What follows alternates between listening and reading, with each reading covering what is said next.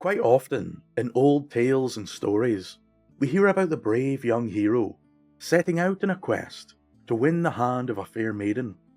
This is usually done by completing a great task and impressing the previously mentioned maiden, or more commonly her father, who would hold tight to the rights of his daughter until swayed by our brave hero. This long-established trope has existed for years, but in today's tale, it seems to have been turned entirely upon its head. The skull in the Saddle Monastery.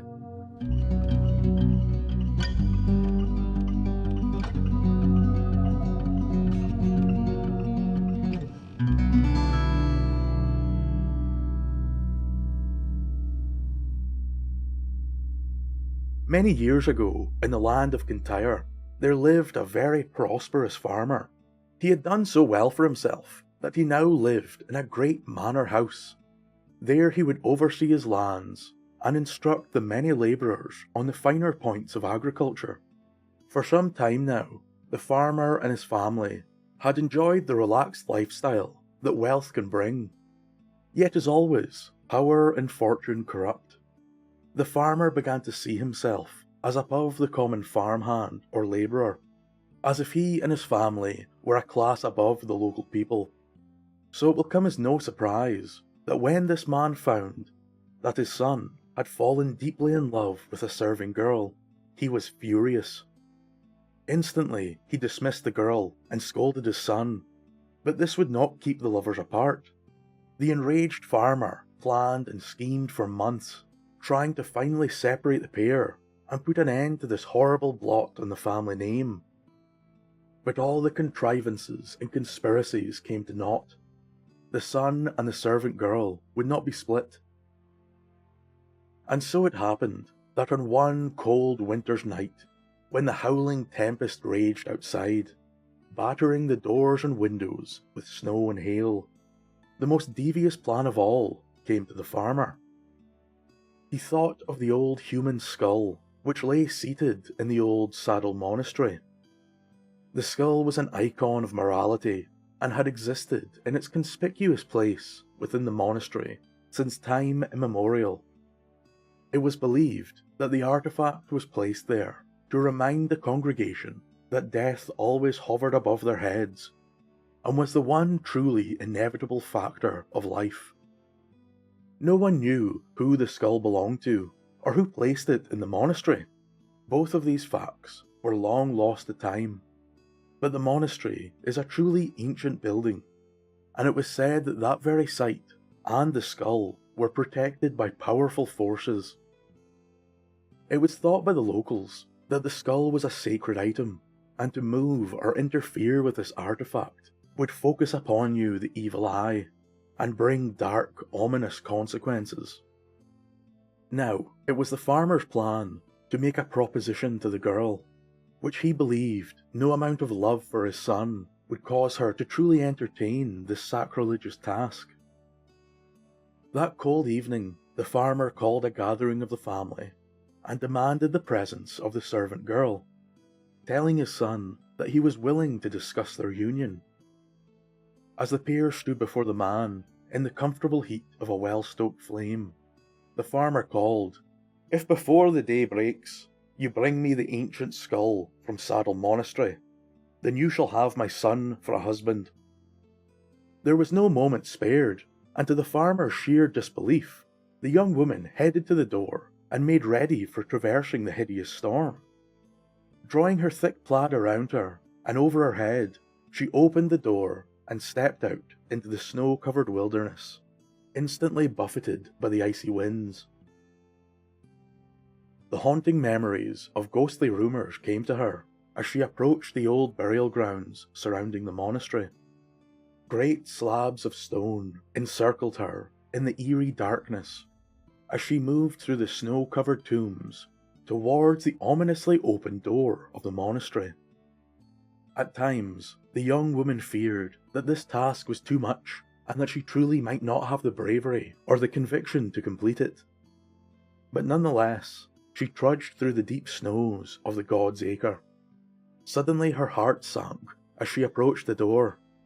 Haunting sounds of unseen creatures rushed wildly from every corner of the burial grounds, completely surrounding her. For a moment, she turned to run, but found herself rooted to the spot. The rushing sounds were now accompanied by haunting voices emanating from the dark and hidden places all around her. These strange tongues called in an unknown language to the girl, and the cacophony surrounding her now eclipsed the mad howling of the winter wind. Summoning up all the courage she could muster, and with her true love in mind, the servant girl pushed forward into the dark halls of the monastery. In the darkness, she felt her way along the wall, all while trying to block out the hideous noises that flowed all around her. Finally, her hand landed upon the skull, and with a swift jerk, she removed it from its mounting point. Now with the ancient idol in hand, the woman turned about and ran from the howling monastery, scampering through the deep snows in the burial ground. Eventually, the servant girl ran out of breath and was forced to stop. It felt as though she had awakened from a terrible nightmare. Now that she stood in the eerie quiet of a cold night, no longer could she sense the unseen beings flitting round her. The voices had died, and once more the icy wind dominated her surroundings. She again tightened the plaid around her and marched onwards to the farmer's house. There she stood in front of the old farmer, quest complete and skull in hand, proud in the knowledge that she had braved the haunting monastery for her love. The farmer was completely dumbfounded. He truly believed that no human could have shown such courage, much less this young servant girl. In the morning, he sent out a band of men to return the skull and ascertain if it truly was the skull of Saddle Monastery, which of course it was. The farmer was now convinced of the pair's true love, and wholeheartedly apologised for his foolishness. Truly, she was the better person, and he would be much honoured if this gallant Scottish lass took his son as a husband. The marriage quickly followed, and the servant girl and the son remained together, happy, until the end of their lives.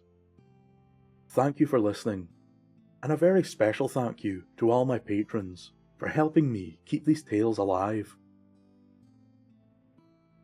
It was said by some locals that when the farmer's men went to return the skull, they found that the monastery door had been blown open by the wind, and a frightened herd of deer had taken refuge within. So perhaps the girl's true battle was against superstition and fear itself, hearing the odd howls of the deer and feeling them dash by in the darkness. Whether or not there was any real danger is not the point. The brave young woman was willing to sacrifice all and walk into the very gates of hell for her lover, an act of bravery and love that is seldom seen in the world.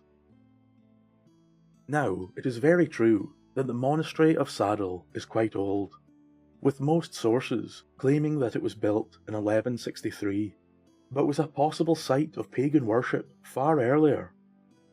Often throughout Scottish history, this specific area or monastery itself was used as a neutral meeting place for clan leaders, and was an important hub for Scottish Christianity in the south. It is believed that the monastery was abandoned around 1470, possibly due to the initial rumblings of the Scottish Reformation, but the concrete answer for why it was abandoned is still to this day unknown. It is recorded in multiple sources that the MacDonalds of the Isles still held the monastery in high regard, even after it was left to ruin. Some even believed that the clan continued to worship at the ruined monastery for many years. One thing I sadly couldn't find in the research was any mention of a skull, but knowing how prevalent this macabre iconography can be in Scottish churches, and the age of the building itself, it would not surprise me one bit to discover that a skull or multiple skulls were mounted in the monastery for many years. And of course it stands to reason that it was surrounded by much mystery and superstition. I hope that you all enjoyed this short tale and will join me again in the future for more Scottish lore. Slangva,